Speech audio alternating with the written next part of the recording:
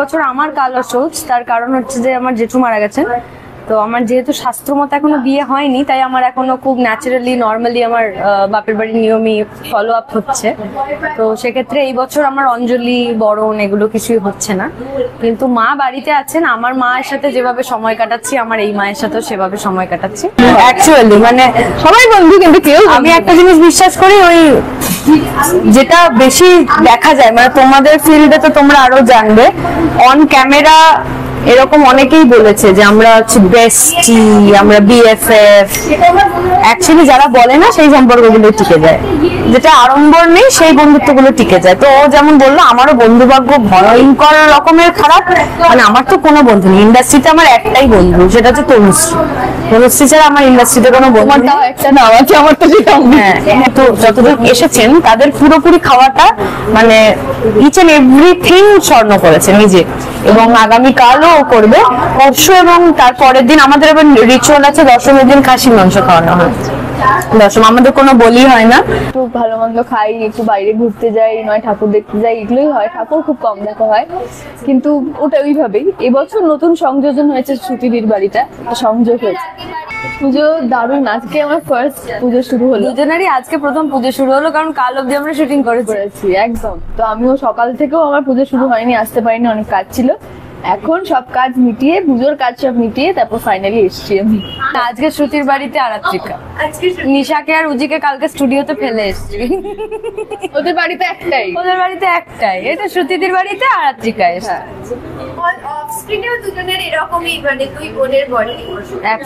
যেটা দেখছো তার থেকে অনেক বেশি, মানে অফ ক্যামেরা আরো বেশি।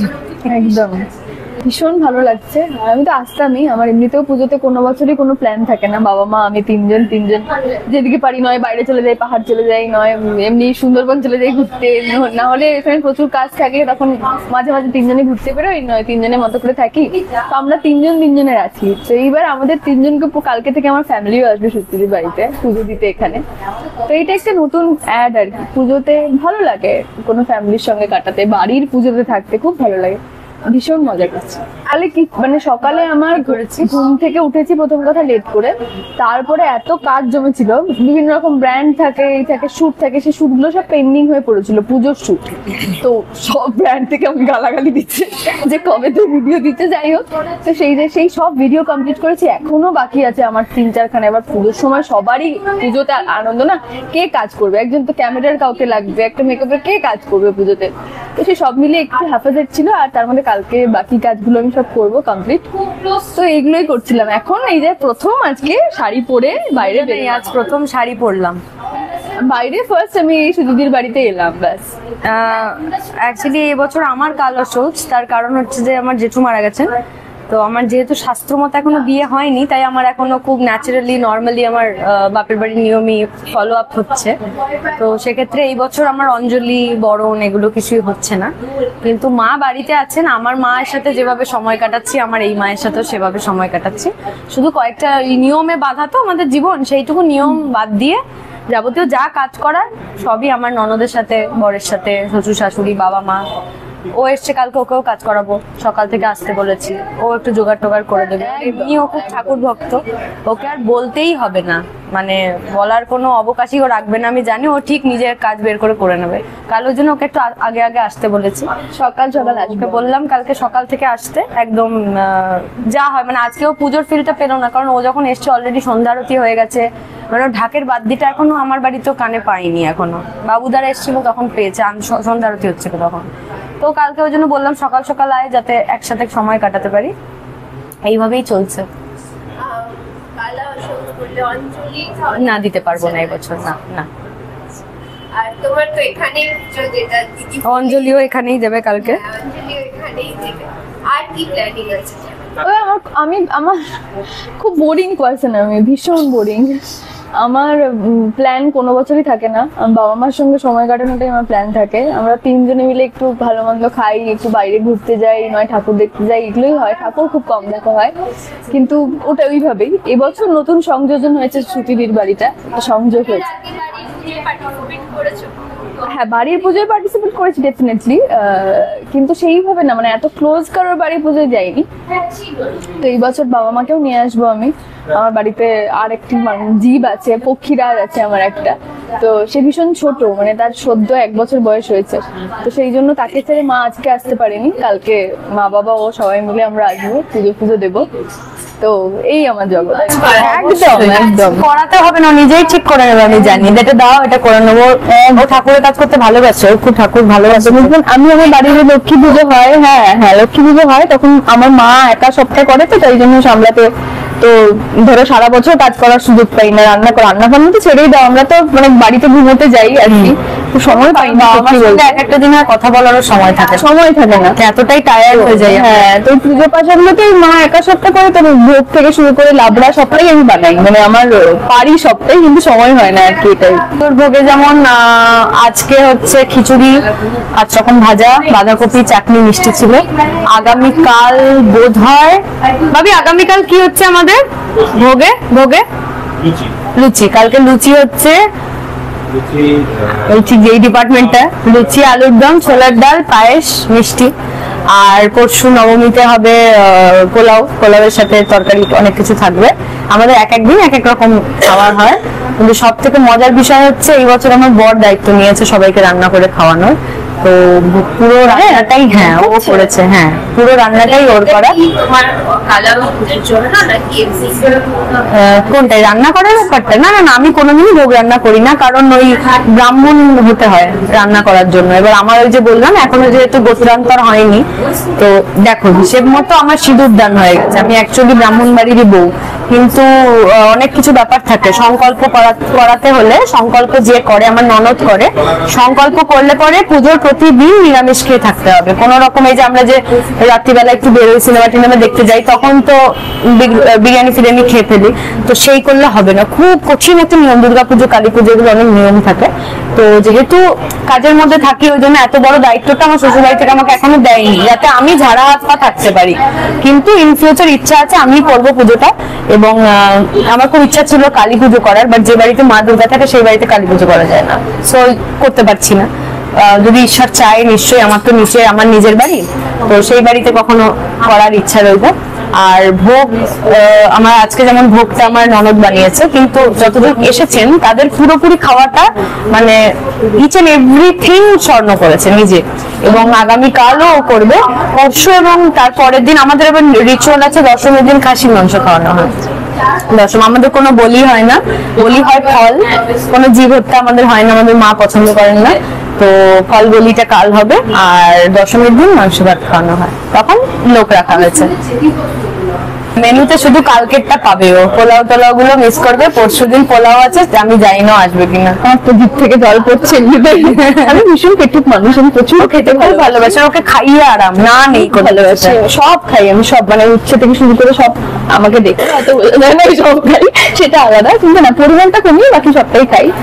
আর ভোগের না যে স্বাদটা পাওয়া যায়, সেটা কোনো কিছু পাওয়া যায় না। মানে লক্ষ্মী পূজায় তোমার বাড়িতে যে খিচুড়িটা হয়, বা নর্মাল তোমার বাড়িতে নর্মাল তুমি যতই চেষ্টা করে না, ওই গন্ধটা আসবেই না।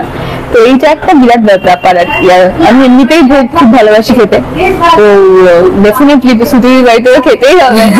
সন্ধি পুজো তো কাল, আগামীকাল, তো ওই 1:30 থেকে 2টো 2:30টার মধ্যে সময় আছে।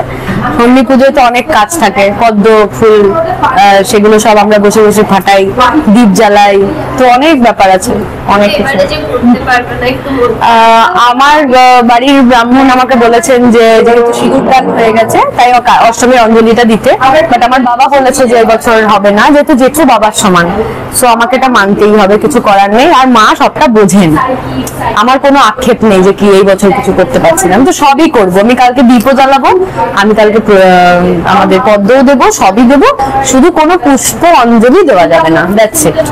বরণ করতে পারবো না, কিন্তু মায়ের সাথে যাব, শেষ যাত্রায় মায়ের সাথে যাব। এই সন্ধি পুজো প্রত্যেক বছর আমার অঞ্জলি অষ্টমী অঞ্জলি যতটা ইম্পর্টেন্ট, সন্ধি পুজো আমার কাছে যতটা ইম্পর্টেন্ট। ইভেন আমার পুরো ফ্যামিলি আমরা নবমীতেও পুজো দিই। হ্যাঁ, 4 দিনই দিই আমরা যখন বাড়িতে থাকি ডেফিনেটলি, কিন্তু এই 2 দিন তো মিস করি না, নবমী, সন্ধি পুজো আর অষ্টমী। তো কারণ আমার মানে আসল পুজো কিন্তু সন্ধি পুজোটাই একদম বাড়ি থেকে বলা হয়। তো সেই জায়গাটা অষ্টমী নবমী সন্ধিক্ষণে হয়। তো সন্ধি পুজো দেবো, এখানেই দেবো, কালকে তো থেকেই যাবো। কিন্তু আমার সেটাই ভাবছি বসে বসে যে আমার আরো 2-3 খানা কাজ রয়েছে, ওটা কমপ্লিট করবো কি করে। মানে কি বলতো, কিছু কিছু জায়গায় না হাত পা বাঁধা থাকে, মানে ওনাদেরও রিকোয়ারমেন্ট থাকে, ধরো কন্ট্রাক্ট থাকে একটা আমাদের যে অমুক বছরে, তো সেটা তো আমি পালিয়ে যেতে পারি না আর কি। একদমই তাই। তো আর সবাই হয়তো বোঝে না, কিন্তু এগুলো অনেক রকম প্রেশার থাকে। তো দেখা যাক কালকের মধ্যে দরকার হলে যেদিন বাড়িতে স্টুডিও বানিয়ে দিলে সব। হ্যাঁ, এখানে করেন। আমি ওকে তো বলেছিলাম আজকেই সব জামা টামা নিয়ে আসতে, এই কাজে থেকে যেতে, তাই প্ল্যানিংও ছিল। কেন সেটা করেনি আমি সেটা পরে ক্যামেরাটা বন্ধ করলে জিজ্ঞাসা করবো। বিদায় জামা না আসলে কি বলতো, একটা কাজে তো অনেকগুলো টিম থাকে। এবার আমি একা এসছি, আমার বাড়ির লোক এসে সুজির বাড়িতে এবার এতগুলো মানুষ নিয়ে আসা মানে ব্যতিব্যস্ত করা অন্য না, একদমই না। আর ওদের পুরো সেটআপ থাকবে, ক্যামেরা থাকবে, লাইট থাকবে। তো আমি চাই না একটা পুজো বাড়ির মধ্যে এগুলো ব্যতিব্যস্ত করতে কাউকে। আর আমার নিজের, হ্যাঁ মানে সত্যি, তোমার পুজো তুমি এদিকে দেখবে না ওদিকে, আমার বাড়িতেই এগুলো করবে। বাড়িটা তো স্টুডিও হয়ে গেছে, মোটামুটি মিনি স্টুডিও, আমি সব কাজ এখন ওখানেই করছি। তো আমার মা খুব এটার সাথে হ্যারিসেটেড হয়ে গেছে, যাও তুই তো কাজ করবি, জানা কথা, অষ্টমী আর জানা কথা তুই কাজ করবি, অষ্টমীতে কি আছে। তো এগুলো এটা করে তাই জন্য আমি ভাবছি যে না, বিরক্ত করা ঠিক নয়, করে তারপর একেবারে আসবো। আমার ছোটবেলার পুজো দারুণ কেটেছে, অসাধারণ, মানে দারুণ কেটেছে। মানে আমার ঝাড়গ্রামের পুজো, এবার আমি আজকেও দেখছিলাম আমার বন্ধু বান্ধবীরা সবাই একসাথে বেরিয়ে ছবি টবি পোস্ট করেছে এই কিছু। কিন্তু আমার না মানে মানে বন্ধু ভাগ্যটা না বরাবরই খুব খারাপ আর কি। মানে আমার খুব বন্ধু সবাই হয়, কিন্তু কেউই বন্ধু হয় না, মানে এটা একটা ব্যাপার থাকে। কিন্তু আমি ভীষণ মজা করেছি। কি বন্ধু? হ্যাঁ, কিন্তু কেউ বন্ধু হয় অ্যাকচুয়ালি, মানে সবাই বন্ধু কিন্তু কেউ। আমি একটা জিনিস বিশ্বাস করি, ওই যেটা বেশি দেখা যায়, মানে তোমাদের ফিল্ডে তো তোমরা আরো জানবে, অন ক্যামেরা এরকম অনেকেই বলেছে যে আমরা হচ্ছে বেস্টি, আমরা বিএফএফ। অ্যাকচুয়ালি যারা বলে না সেই সম্পর্কগুলো টিকে যায়, যেটা আড়ম্বর নেই সেই বন্ধুত্বগুলো টিকে যায়। তো ও যেমন বললো, আমারও বন্ধু ভাগ্য ভয়ঙ্কর রকমের খারাপ। মানে আমার তো কোনো বন্ধু নেই ইন্ডাস্ট্রিতে, আমার একটাই বন্ধু, সেটা হচ্ছে তনুশ্রী। তনুশ্রী ছাড়া আমার ইন্ডাস্ট্রিতে কোনো বন্ধু নেই। একটা নাম আছে আমার, তো সেটা হ্যাঁ, এখন একটা বোন হয়েছে, এটাই হচ্ছে তফাৎ।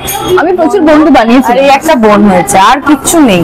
মানে সত্যি ও আছে বলে বলছি না, মানে ওকে আমি কখনোই ওই উজির মতো ভাবি না যে না স্টুডিও বা 14 ঘন্টার বাইরে কোনো সম্পর্ক নেই, ওটা আমি ভাবি না। তাহলে আজকে মানে ওর জায়গা অন্য আর্টিস্টরা থাকতো।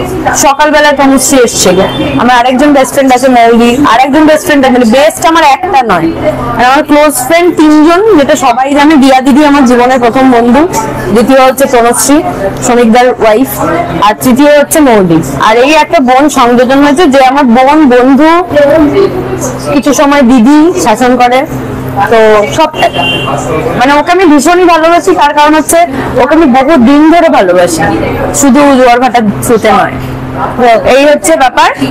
তো আজকে আর বেশি কথা বাড়াবো না, তার কারণ হচ্ছে যে সারাদিন বিরাট ধকল যাচ্ছে, বাড়ির পুজো আমাদেরকে ফিরতে হবে বাড়ি, ওকেও ফিরতে হবে। এখন ভোগ টোগ খাওয়াবো সবাইকে।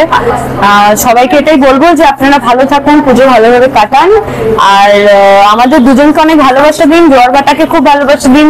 আর শেষ করার আগে একটি কথা বলবো, দেখতে থাকুন জোয়ার ভাটা সন্ধ্যার সময় রাত 9টায়, শুধুমাত্র জি বাংলায়। Thank you.